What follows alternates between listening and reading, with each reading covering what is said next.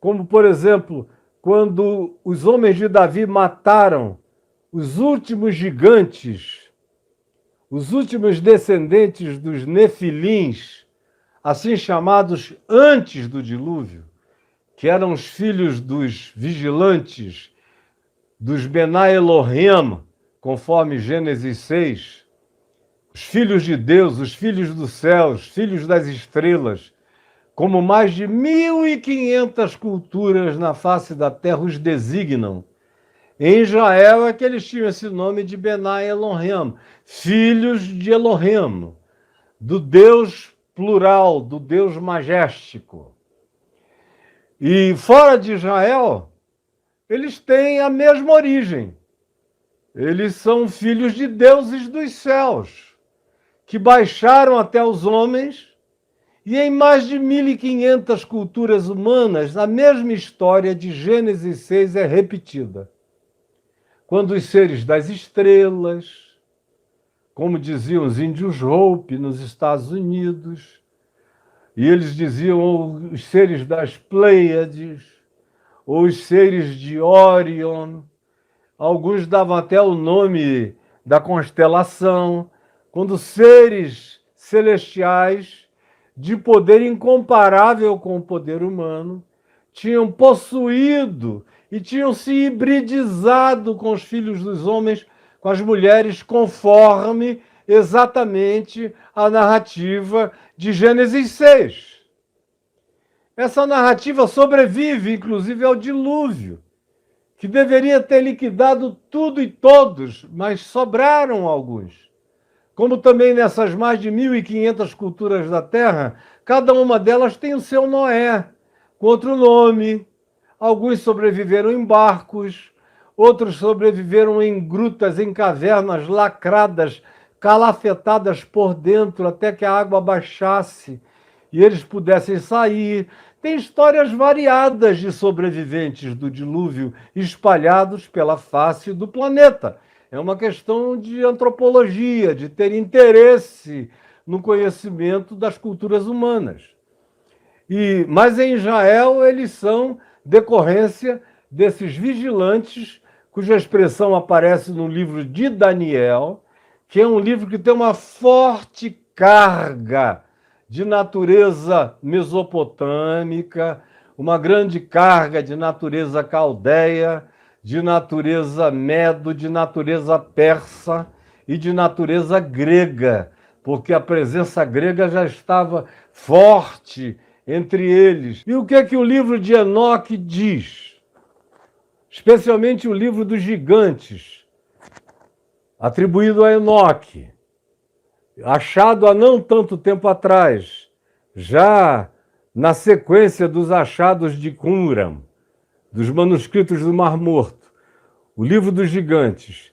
Lá está dita a mesma coisa, que como os nefilins, que não eram anjos e nem eram humanos, eram um híbrido anômalo, que nasceram gigantes e não foram os primeiros.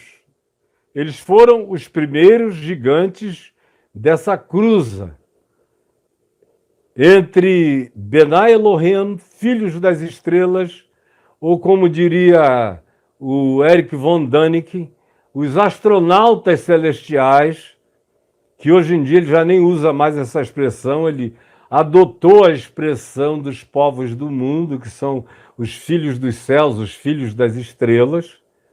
Então, aí na descrição do livro de Jubileus e do livro de Enoque diz que como havia gigantes na terra antes, você começa a ler Gênesis 6, diz, naquele tempo havia gigantes na terra. Como você vê na mitologia grega, como você vê nas mitologias celtas, como você vê nas mitologias das primeiras dinastias dos egípcios, como você vê nas dinastias dos povos da América do Norte, aqui na América do Sul, Viracochas era um gigante, e gigantes variados no mundo. Mas há uma diferença entre esses gigantes. Havia os gigantes anômalos, que existiam antes dos nefilins, antes de Gênesis 6, quando o escritor de Gênesis, quando o escriba de Gênesis diz, ora, leia aí Gênesis 6, naquele tempo havia gigantes na terra, querendo dizer que havia uma quantidade de pessoas que eram totalmente anômalas no seu tamanho, eram completamente gigantescas, mas eram anomalias variadas, de cruzas as mais diversas. Nós não tivemos só o Homo sapiens sapiens, que nos dá origem.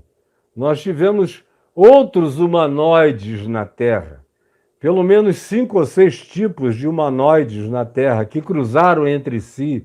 Sabe lá o que aconteceu dessas cruzas? O fato é que, independentemente da descendência de Adão, ou de Caim, ou de Sete, havia gigantes na Terra. Tanto é que havia criaturas diferentes na Terra, que quando Caim é expulso do Jardim do Éden, o que dá a entender de que o Jardim do Éden era uma configuração especial, era um bioma de graça absoluta. Quando ele é expulso daquele bioma de graça do Éden, ele se casa com uma mulher desse desterro de fora do bioma e gerou filhos, cuja descendência é uma descendência de malignos, conforme a leitura que a gente vê no livro de Gênesis. E a gente encontra também genealogias idênticas. Por exemplo, na epopeia de Gilgamesh, você vê a mesma coisa sendo falada sobre os deuses da Mesopotâmia, os deuses alados da Mesopotâmia, que produziram filhos com as filhas dos homens. E história absolutamente idêntica do Gênesis. Similaridades inequívocas. E aí o Gênesis diz que é da cruza, todavia, de seres de uma outra dimensão ou de uma ultra civilização. Não é o caso agora aqui, quando eu for falar no meu curso Área 51 do Evangelho, eu vou entrar nas minúcias, o que eu não quero falar agora, mas tem minúcias e minúcias e minúcias para serem tratadas. Num resumo tosco, o que o livro de Enoque diz e o que o livro dos Jubileus diz é que, como os nefilins não eram nem anjos nem humanos, quando eles morreram, eles ficaram sem designação escatológica. Eles se tornaram, diz o livro de Enoque, como sombras, como nuvens de sombra pairando sobre a humanidade, com aquela obsessão, eles sim, espíritos obsessores, conforme Jesus os designa.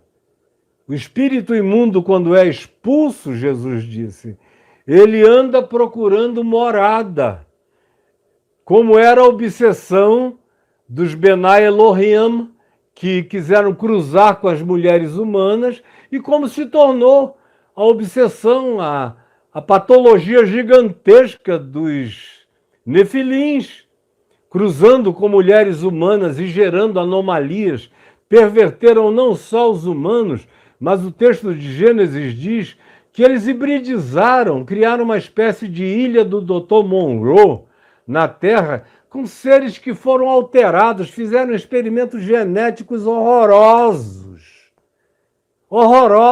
indescritíveis. É por isso que o livro de Gênesis diz que o dilúvio veio para fazer um resetting, para fazer um zeramento, para dar uma zerada naquilo que já não tinha mais jeito. A continuidade daquele chamado mundo antigo, que foi todo sepultado, não teria chegado até aos nossos dias. Nós teríamos sido aniquilados muito tempo antes. O dilúvio é pura graça de Deus. É pura misericórdia de Deus para a preservação humana. Então, veja, esses seres que ficaram aí nessa camada intermediária vivem de uma obsessão única, possuir corpos.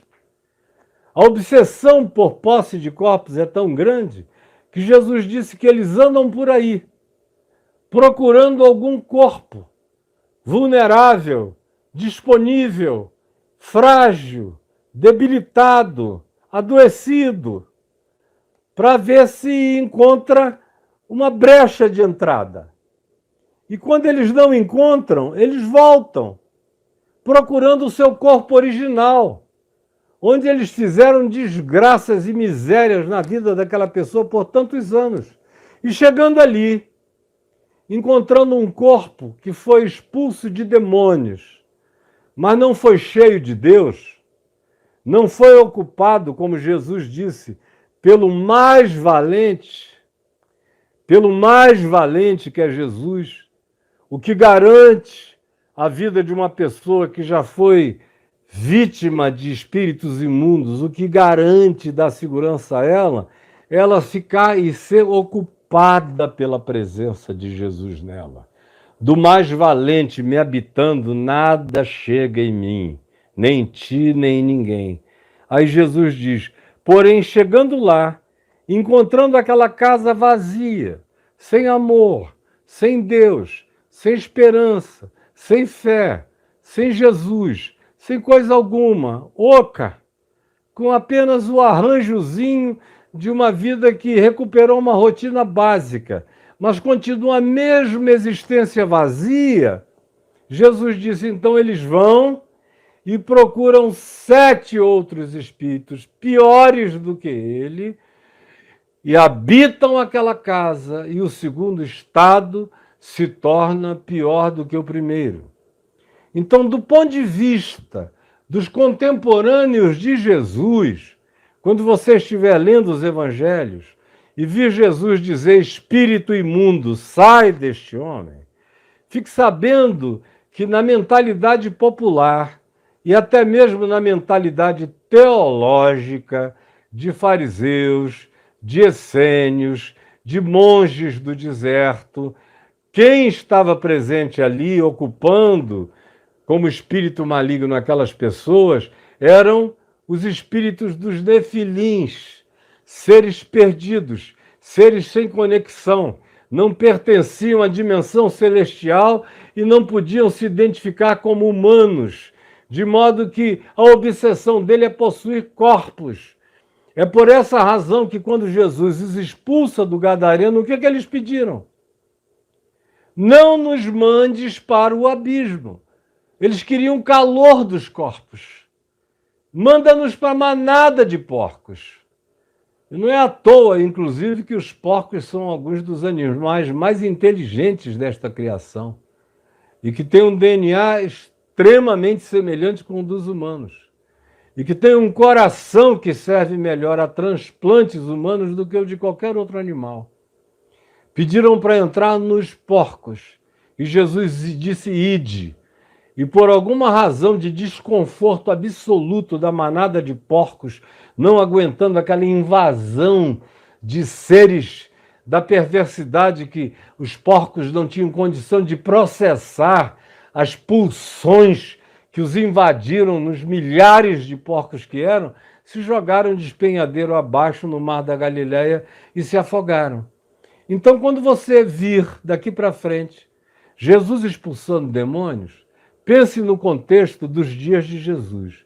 O que pensavam as pessoas dos dias de Jesus? O que os exorcistas judeus dos dias de Jesus imaginavam? Se fossem judeus, eles pensavam que aqueles espíritos eram o remanescente espiritual dos nefilins, eram essas nuvens de sombra obsessivas pela ideia de ocupar corpos humanos e dominar mentes humanas. Jesus, todavia, não os trata dando-lhes apelido algum, exceto dizendo espírito imundo, deixa este homem. E antes que alguém me pergunte, isso aqui não é piercing, não. É um aparelho que eu já disse que o meu amigo Denis, que viajou comigo para Israel, me mandou. Ele é maravilhoso. Pelo menos 50% da respiração noturna fica aberta. Não precisa de CPAP, não precisa de nada. Então não perguntem. Explicado? Mas o que as pessoas vêm me perguntando insistentemente e tal é um diletantismo. Tem nada a ver com Deus, com salvação, com vida eterna. É um diletantismo. Não salva ninguém. Se você não crer, não te põe na perdição. E se você crer, não te põe na salvação. É só um papo rápido. Que é isso então que eu estou falando? É o pessoal que lê lá em Gênesis 6, diz: ai, Caio, você já escreveu um livro sobre os Nefilim, sobre o processo e o desejo obcecado de hibridização que esses seres espirituais ou de outras energias ou de outras dimensões, tanto faz, espirituais ou de outras energias ou de outras dimensões, tudo a mesma coisa. É só uma questão semântica e de tempo histórico. O Ezequiel dizia: são os girantes com as cambotas e os olhos por todos os lados. Nós chamamos de outra coisa. Paulo chamou de principados, potestades, poderes, tronos, soberanias. São só linguagens. Mas se está falando das mesmas coisas com diferenciações das camadas de existência que elas têm. Elas não são iguais. Não são singularmente a mesma coisa, mas estão numa dimensão extraterrestre, ou seja, que não é a do espaço-tempo. Melhor seria chamar de dimensão extra-espaço-tempo. Eles penetram aqui, mas eles não são daqui, eles são de outra dimensão. E tem uma fixação no que existe entre nós e o significado universal, que eles nem compreendem do jeito que eu entendo, que você entende, eles percebem de um outro modo, entenderam? Pois bem, no livro de Gênesis, no capítulo 6, diz que antes que os Benai Elohim, os filhos de Deus, possuíssem as filhas dos homens para gerar aquele produto hibridizado, pelo qual veio o dilúvio, porque houve uma descaracterização geral, genética, psíquica e espiritual da raça humana. Se não tivesse havido o dilúvio, nós não seríamos, eu não seria eu, você não seria você. Foi uma espécie de faxina radical para sobrar uma essência de humanidade a continuar. Isso está lá em Gênesis 6. Quem não aceita é porque não aceita, mas é o que está dito. Agora, antes havia gigantes, diz lá. Antes dos filhos de Deus, os Benai Elohim, possuírem as filhas dos homens, havia gigantes na terra. E também depois diz: quando os Benai Elohim possuíram as filhas dos homens e geraram varões poderosos que se tornaram os dominadores, os despotais da antiguidade, que foi um mundo chamado de mundo antigo no Novo Testamento. Paulo, Pedro, todo esse pessoal chama de mundo antigo, que foi sepultado. Foi uma civilização que teve que desaparecer, senão não haveria civilização humana posterior. Só que, voltando ao que eu dizia, antes disso acontecer, se diz explicitamente, leia Gênesis 6, havia gigantes na terra, seres diferentes de nós, Homo sapiens sapiens. Havia. Bom, e daí? Havia. A ciência diz que havia, a antropologia diz que havia, todos os achados de natureza arqueológica cada vez comprovam mais que havia. A paleontologia comprova que havia.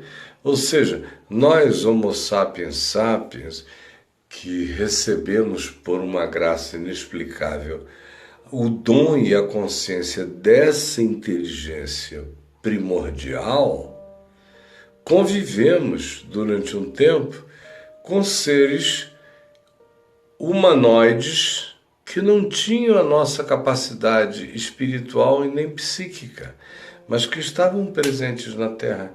Alguns deles se agigantaram, assim como houve dinossauros gigantescos que não foram adaptados à sobrevivência planetária. Nós carregamos não só essa adaptabilidade à existência planetária, como essa coisa extraordinária, essa mente. E fica mais extraordinariamente fantástico quando, para além de uma mente filosoficamente que se auto-percebe, nós, todavia, ganhamos a mente de Cristo quando o Evangelho nos permeia. Agora, você pergunta, isso é algo essencial para a relação de alguém com Deus? Não. Só existe uma coisa essencial para a relação de alguém com Deus. É o fato do indivíduo dizer, eu sei que sem amor eu estou morto. É o fato do indivíduo dizer, se eu guardar ódio no coração eu morro. É o fato do indivíduo dizer, sem misericórdia eu seco. Isso sim, isso tem importância essencial. É vida ou morte. Agora, se você crê nisso, naquilo outro, se houve Nefilim, não houve, quantos anos os homens viveram, se aquilo é literal ou não é literal, tudo isso é bobagem. Tudo isso é bobagem. A única coisa importante é que você ame o seu próximo, porque Jesus te amou. E você é uma bosta e foi amado, sua bosta. O mínimo que você pode fazer é considerar o próximo, a natureza e o todo da existência. Isso é que faz de você um filho de Deus. O resto é diletantismo. Claro que compreender certas coisas amplia a nossa percepção, mas não é o que faz de você um humano. Humano é quem ama. Quem não ama pode saber todas as coisas, mas isso de nada aproveitará. Tchau.